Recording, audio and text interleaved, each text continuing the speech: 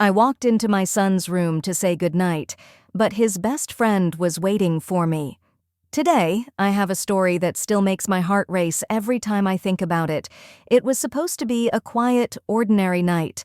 I was just walking down the hallway to say goodnight to my son, something I'd done 100 times before. But when I opened the door, he wasn't there. Instead, his best friend was waiting alone. In the dark. What followed wasn't loud or dramatic. It was quiet, intense, and completely unexpected. There was a look in his eyes that caught me off guard, and a moment I never saw coming. What happened next forced me to question boundaries, intention, and how fast 1 second can change everything. Stay with me because this is a story that walks a very thin line. I just wanted to say goodnight. It was supposed to be a simple, motherly gesture. Nothing more. I opened my son's bedroom door softly, expecting to find him half asleep, tucked under his blankets, maybe mumbling something incoherent, but instead I froze. It was not my son lying there. It was his best friend. He sat at the edge of the bed, his gaze meeting mine with a look that was steady, unreadable, almost daring. For a moment the air grew heavier. The room felt too small, and the silence roared between us. I knew I should have turned away, said something broken, whatever strange current had sparked between us, but I stood there, heartbeat thundering, caught in a feeling I had no words for, a feeling that would change everything. I could not move at first. His presence caught me so off guard that my mind struggled to catch up with what my eyes were seeing. My son's best friend Tyler was not a boy anymore. When had that happened? In my mind, he had always been that awkward teenager tagging along after soccer practice, raiding our fridge for snacks, laughing too loudly at silly jokes. But now, in the low glow of the bedside lamp, he looked different. Taller, broader, his face carrying a kind of quiet confidence that was so unexpected it stole my breath. I stumbled over an apology, my voice barely above a whisper, but he only smiled soft and unthreatening, as if he understood the confusion flickering inside me. I told myself to leave, to close the door, and pretend nothing had happened. Yet for some reason, my hand stayed on the doorknob, frozen. "He just fell asleep," Tyler said, his voice low, respectful, but there was something else buried under his words, a kind of gentle daring that made my skin prickle. I nodded stiffly, mumbling something about blankets, about making sure he was comfortable. Ridiculous excuses to explain why I was still standing there. I crossed the room, feeling the weight of his gaze on me, too aware of my loose t-shirt, the soft brush of my bare feet on the carpet, the intimacy of the night pressing in on all sides. As I pulled the spare blanket over my son's sleeping form, I could feel Tyler watching me. It was not invasive. It was something else entirely, something unsettlingly tender. I tucked the blanket under my son's chin, lingering longer than necessary, giving myself an excuse to keep my back turned. When I finally dared to glance over my shoulder, Tyler was still sitting there, still silently waiting, his hands resting loosely between his knees, his expression unreadable, but not unkind. I forced a smile, trying to break the strange tension. "Long day?" I asked, my voice embarrassingly breathless. He chuckled, a low sound that rumbled in his chest. "Yeah," he said, "but this is nice." I frowned, slightly confused. "What is—" He tilted his head, studying me like I was a puzzle he was trying to figure out. "Being here with you." My heart stuttered. I told myself he did not mean it that way. Of course he did not. He was just being polite, grateful for the years I had welcomed him into our home. That was all. I gathered up the spare pillow and moved to the closet, pretending to be busy, needing something, anything to do with my hands. I heard him stand up behind me, the soft creak of the mattress, as his weight shifted. Every nerve in my body went rigid, anticipation and panic tangled together. "You always made this place feel like home," he said softly. Closer now, the warmth of his words brushing against the back of my neck. I swallowed hard, feeling ridiculously emotional at such a simple statement. I turned around slowly, forcing a casual laugh. "That is what moms do," I said lightly. He smiled at me, but it was a sad smile, one that carried more than just gratitude. "Not everyone is lucky to have a mom like you," he said, his eyes dark and earnest. For a second, everything blurred. I saw Tyler not as my son's best friend, not as the boy who had grown up in our living room, but as a young man standing in front of me offering a kind of vulnerable honesty that cracked something deep inside me. I wanted to tell him he was wrong, that I was just a woman who had tried her best, often failing, often doubting, but I could not find the words. Instead, silence stretched between us again, thick trembling charged with something neither of us dared to name. I brushed past him, murmuring a good night, desperate to put space between us, but as I reached the door, he touched my wrist lightly, hesitantly. His fingers barely grazed my skin. But it was enough. I froze, my heart hammering against my ribs. I looked up at him, ready to tell him to stop, to remind him of the boundaries we could not cross. But when I saw his face, saw the hesitation, the longing, the deep respect in his eyes, I could not speak. The world outside the room faded. There was only this moment suspended in a delicate balance between right and wrong, between fear and something far more dangerous, something that felt achingly real. I pulled my hand away gently, not because I was angry, but because I was scared of how easy it would be not to. "Good night, Tyler," I whispered, barely recognizing my own voice. He nodded, stepping back, letting me go, but his eyes never left mine until the door clicked softly shut between us. And even then, long after I slipped into my own bed, I could still feel his gaze burning on my skin. A silent question, left hanging in the dark, unanswered. The next morning, I moved through the house as if nothing had happened. I busied myself with making coffee, straightening the living room, pretending that the strange charged moment between Tyler and me had been nothing more than a byproduct of a long, emotional night. But deep down, I knew better. Every time I caught a glimpse of the closed door to my son's room, a flush would rise to my cheeks, and I hated how easily my body betrayed me. By noon, my son and Tyler were up laughing over breakfast, shoving each other like they always did. Watching them, I could almost believe that the night before had been a dream, a strange, wistful dream that had no place in the light of day. I smiled, made small talk, and forced myself to maintain the distance I knew was necessary. Tyler never mentioned it either, though every now and then I would catch him looking at me across the kitchen table, his gaze lingering just a second too long, making my heart race all over again. That night, after my son went to a friend's house for a sleepover, I thought I would finally get some peace. I curled up on the couch with a book, determined to lose myself in fiction, but my mind kept wandering. Every sound in the house seemed amplified. Every creak of the floorboards, every whisper of the wind against the windows. I was so lost in thought that when I heard footsteps behind me, I jumped. It was Tyler. He stood there awkwardly, one hand rubbing the back of his neck, his eyes uncertain.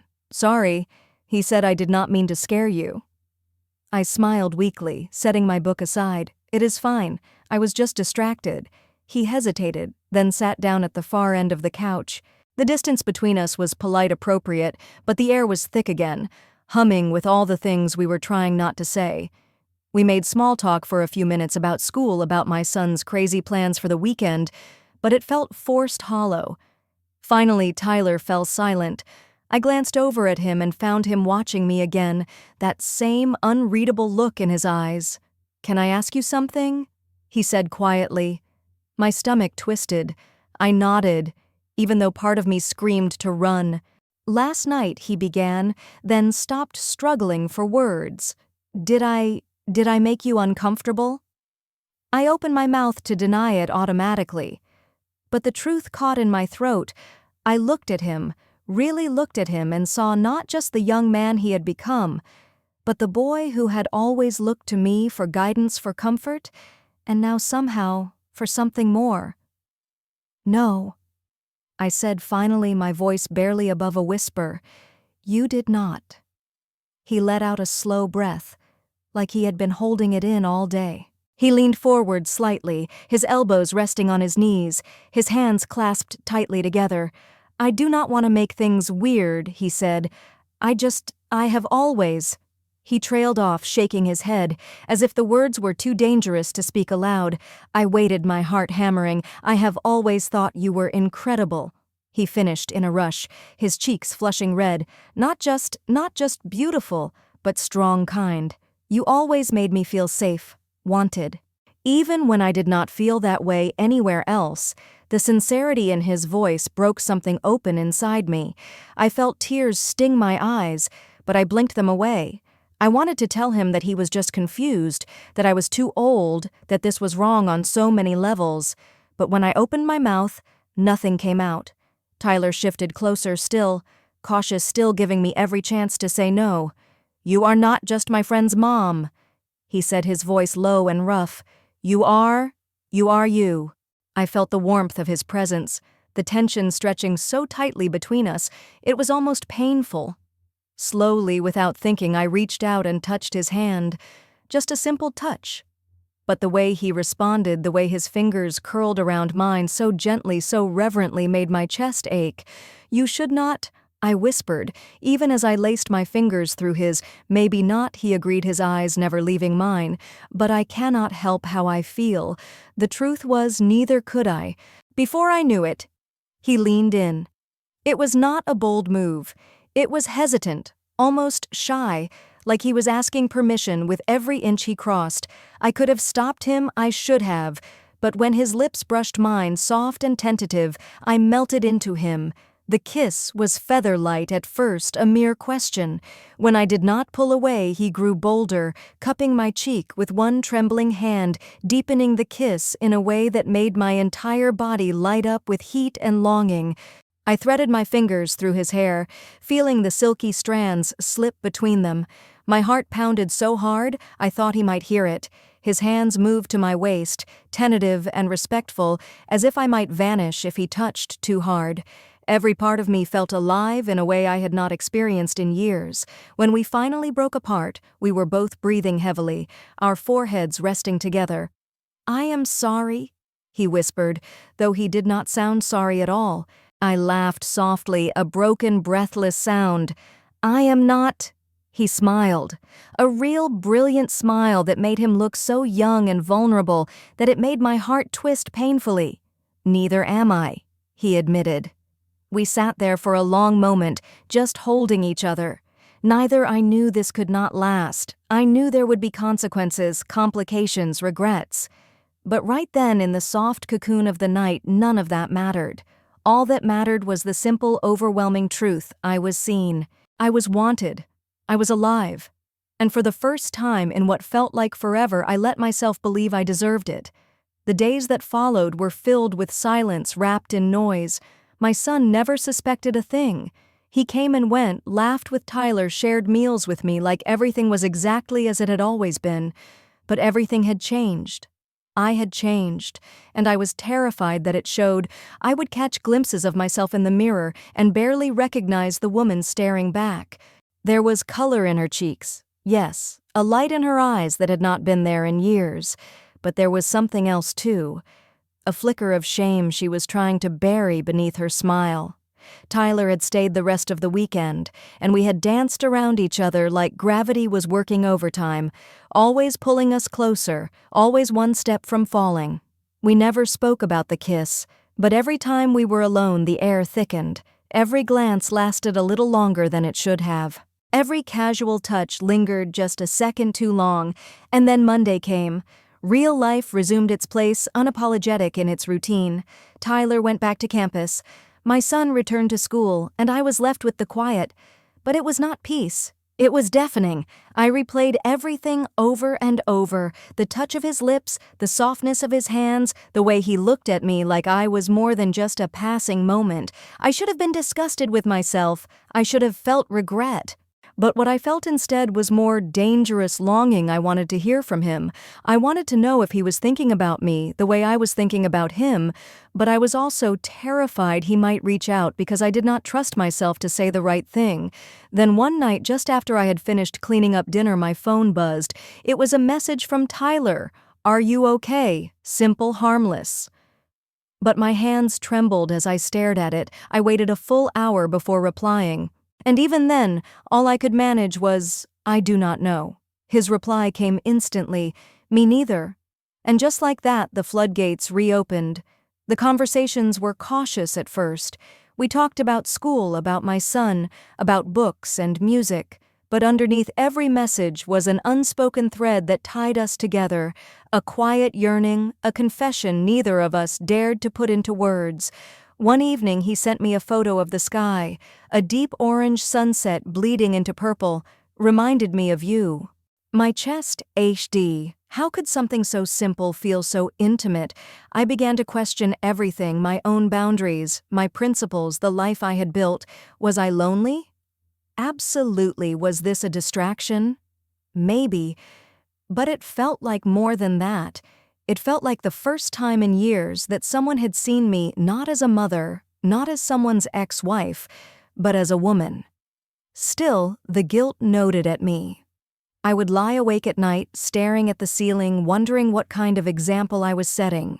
What would happen if my son ever found out? What would it do to their friendship, to mine with him?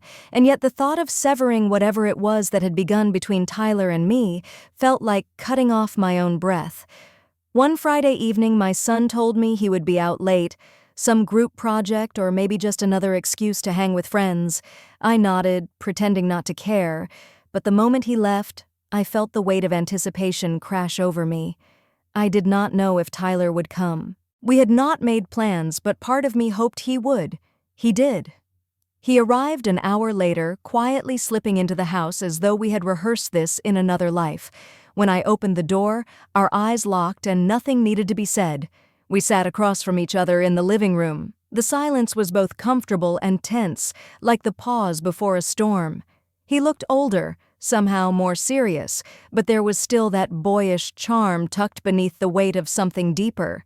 "I do not want to hurt anyone," I whispered. He nodded. "Neither do I, but we already are," I added, my voice cracking. Tyler leaned forward, his eyes full of sincerity. "Then tell me to leave and I will." But I could not, because the truth was in that moment I did not want him to go, not because I was weak, not because I was selfish, but because with him I felt seen, felt known. And after so many years of disappearing inside everyone else's needs, I wanted to exist for myself, even if just for a night. The room felt impossibly still as Tyler waited for my answer. My heart pounded against my ribs, screaming for clarity. I did not have a part of me, the part trained by years of motherhood responsibility and quiet sacrifice, wanted to send him away, close the door and pretend none of this had ever happened. But another part, quieter but stronger, begged me to choose differently, to choose myself. I took a breath, a long, shaking breath that seemed to stretch across years of loneliness. "I cannot," I said. "Finally, I cannot tell you to leave." Relief flashed across his face, but he did not move. He waited, patient, respectful, terrified, just like me. Slowly, cautiously, I reached for his hand. His fingers wrapped around mine, warm and steady, grounding me. We sat like that for a long time. Two people on the edge of 1,000 wrongs, daring to choose something that felt right, even if only in this fragile moment. We did not rush. There were no promises made, no future, written just the acknowledgement of something rare and real, blooming quietly between us.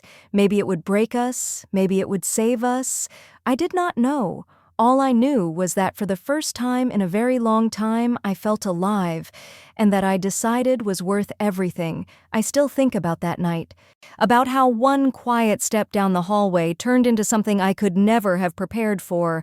I walked in expecting to say goodnight to my son, and instead found myself face to face with a gaze that saw me in a way I hadn't felt in years. No words, no warnings.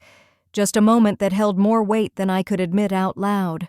But here's where it gets complicated. Was he waiting for me, or was I waiting for something without even realizing it? Some people would say I should have walked away instantly. Others might argue that we can't always control what we feel, especially when those feelings sneak in through the cracks of loneliness and routine. So I'll ask you, when the lines between respect, desire, and vulnerability blur, who's really at fault?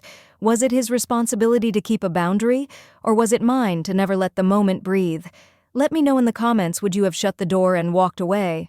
Or would you like me stand frozen, unsure of what was right anymore? Follow me so I have more motivation to create raw, emotional stories like this, or simply encourage me by pressing #1 in the comments. Your support truly keeps me going.